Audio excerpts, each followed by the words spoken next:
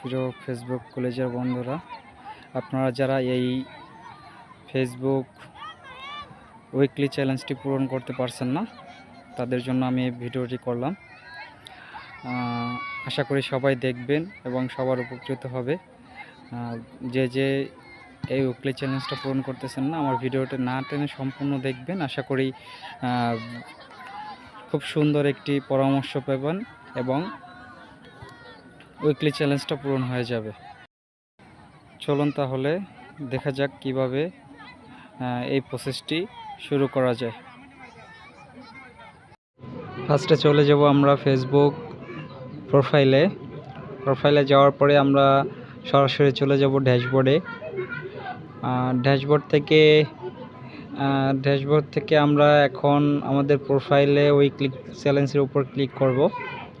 Weekly চ্যালেঞ্জের উপর click করে আমরা ডিরেক্ট উইকলি চ্যালেঞ্জের ভিতরে চলে যাচ্ছি।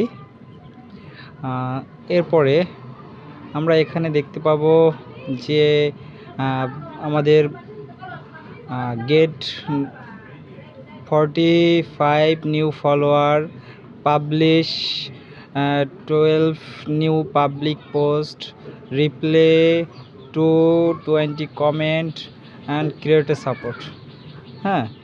এর ভিতরে আমরা এই যে উপরের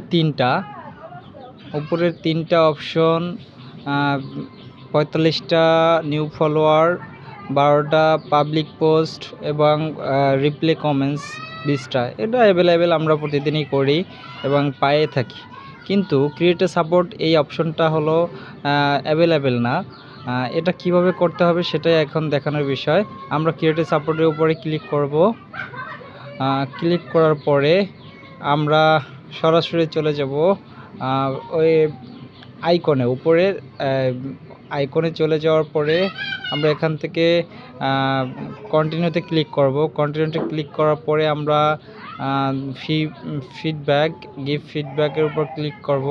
ক্লিক করার পরে আমরা উপরে দেখতে পাবো যে yes I got the support needed, ঠিক আছে। I know did gate the support I needed, just browsing উপরে আমরা ক্লিক করার পরে আমরা নিচে টেল মোর এই অপশনটা আমরা কিছু লিখবো না, তারপরে আমরা ডিরেক্ট সাবমিটের উপরে ক্লিক করব।